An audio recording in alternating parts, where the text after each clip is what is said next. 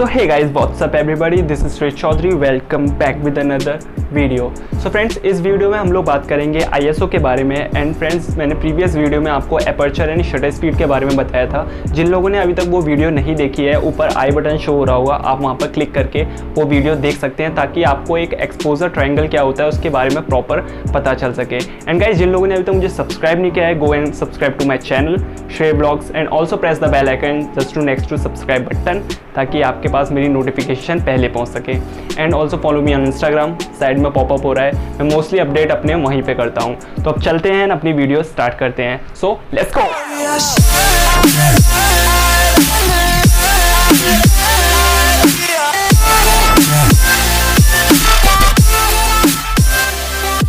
So what is ISO?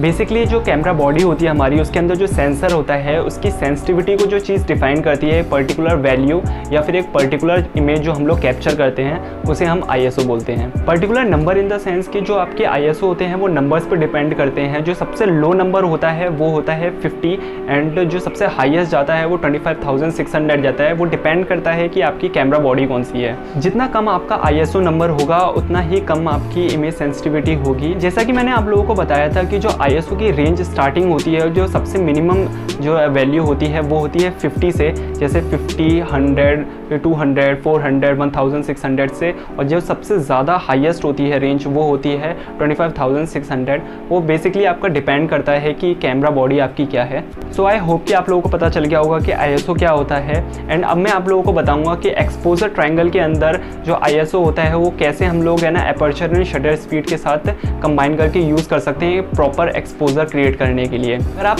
ISO and aperture को आप है ना अगर कंट्रोल करना चाहते हैं, तो फिर अगर आप ISO की जो वैल्यू होगी अगर वो आप इंक्रीज़ करते हैं, जैसे कि आपने 100, 200 इंक्रीज़ कर रहे हैं, 200 से 400 इंक्रीज़ कर रहे हैं, तो उतने ही जो आपकी एपर्चर होगी उसकी भी वैल्यू आपको इंक्रीज़ करनी पड़ेगी। जैसे कि आपको मैंने प्रीवियस वीडियो में आपको बताया था कि अगर हम लोग एपर्चर में जो एपर्चर की वैल्यू होती है वो हम इंक्रीज़ करते हैं, उतना ही जो एपर्चर का जो ओपनिंग होती है उतनी ही स्मॉल होती है, ताकि है ना लाइट अच्छे से उसके अंदर कैप्चर हो सके।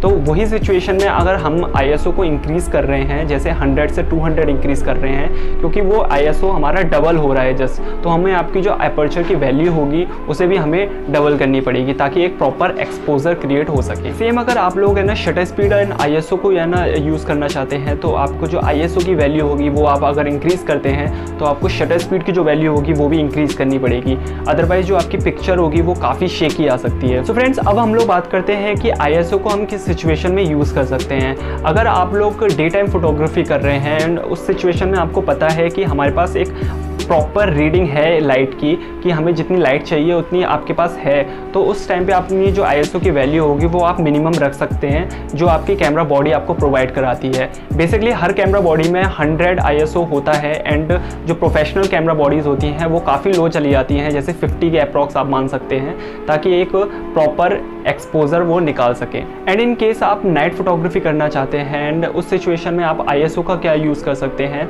तो उस सिचुएशन में आप अगर देख रहे हैं कि आपके पास जो लाइटिंग कंडीशन है वो एकदम प्रॉपर है एंड एक्सपोजर रीडिंग एकदम परफेक्ट आ रही है, तो उस टाइम पे उस सिचुएशन पे आप अपने एपर्चर एंड शटर स्पीड के साथ है ना थोड़ा ऊपर नीचे वैल्यूज़ की करके आप है ना एक प्रॉपर एक्सपोजर निकाल सकते हैं। आप कोशिश करें कि नाइट फोटोग्राफी जब कर रहे हैं तो आप जितना कम हो सके उतना कम ISO को वैल्यू को इंक्रीज़ कर सकें, ताकि ये ना आपकी जो रीडिंग है वो परफेक्ट आए एंड उसमें जो नॉइजी एंड शेकीनेस जो आती है बेसिकली वो ना आए। अगर आप लोगों को ISO जो है वो अपना इंक्रीज़ नहीं करना है, अगर आप नाइट फोटोग्राफी कर रहे हैं, तो उस सिचुएशन में भी आप अपना ट्राइपॉड जो होगा अगर आपके पास, तो आप है ना उस सिचुएशन में ट्राइपॉड यूज़ कर सकते हैं, ताकि आप जो एपर्चर एंड शटर स्पीड है उसकी वैल्यू को इंक्रीज़ एंड डिक्रीज़ करके एक प्रॉपर एक्सपोजर वैल्यू आप क्रिएट कर सकें। नाइट टाइम फोटोग्राफी में एक फास्ट मूविंग ऑब्जेक्ट को कैप्चर करना चाहते हैं, जैसे कि आपको एक कार को कैप्चर करना चाहते हैं जो फास्ट मूविंग ऑब्जेक्ट है, तो उस सिचुएशन में आप अपना जो ISO नंबर होगा उसको आप इंक्रीज़ कर सकते हैं, बट आपको शटर स्पीड की जो वैल्यू होगी उसको भी इंक्रीज़ करनी पड़ेगी, ताकि आप एक प्रॉपर एक्सपोजर क्रिएट कर सकें एंड आपका जो सब्जेक्ट हो वो एकदम फ्रीज हो। अगर आपको मोशन ब्लर में चाहिए तो आप अपने जो शटर स्पीड की वैल्यू है वो आप डिक्रीज़ कर सकते हैं, बट एक पर्टिकुलर वैल्यू तक, क्योंकि अगर आप ना ज़्यादा डिक्रीज़ करेंगे, अगर अपनी एक पर्टिकुलर वैल्यू से आप ज़्यादा डिक्रीज़ करेंगे तो उस सिचुएशन में आप अगर आप हैंड शूट कर रहे हैं तो आप उसको शूट नहीं कर पाएंगे, वो काफ़ी पिक्चर नॉइजी और शेकी आएगी। बट उस सिचुएशन में भी आप है ना ट्राइपॉड का यूज़ कर सकते हैं, ताकि है ना आप एक परफेक्ट है ना पिक्चर क्लिक कर सके एंड एक परफेक्ट एक्सपोजर क्रिएट हो सके। Last but not the least, अगर आपको एक प्रॉपर एक्सपोजर क्रिएट करना है तो आपको shutter speed, ISO and aperture को जानना बहुत इंपॉर्टेंट है। अदरवाइज़ आपकी जो पिक्चर होगी वो ओवर एक्सपोज या अंडर एक्सपोज आ सकती है। अगर आपकी ओवर एक्सपोज पिक्चर आ रही है तो गाइज लिटरली मेरी बात मानो, वो पिक्चर कुछ काम की नहीं है, वो डैमेज हो चुकी है। बट अगर आप लोगों की अंडर एक्सपोज पिक्चर आ रही है तो उस सिचुएशन में अगर आप रॉ फाइल शूट कर रहे हैं तो आप उसको आफ्टर एडिटिंग में उसको पोस्ट प्रोसेसिंग करके आप उसको कुछ हद तक ठीक कर सकते हैं। बट कोशिश करें कि आप एक प्रॉपर एक्सपोजर रीडिंग लेना सीख जाएं। So friend that's it. If you like this video so give this video a thumbs up. And अगर आप लोगों को कोई भी क्वायरीज है अपर्चर, शटर स्पीड या ISO से रिलेटेड तो आप मुझे कमेंट सेक्शन पे या फिर इंस्टाग्राम पे DM करके बता सकते हैं। मैं वहाँ पर आप लोगों का रिप्लाई ज़रूर दूंगा। सो फ्रेंड्स, अब मिलते हैं अगली वीडियो पे। तब तक के लिए stay home, stay safe and keep clicking. Peace out.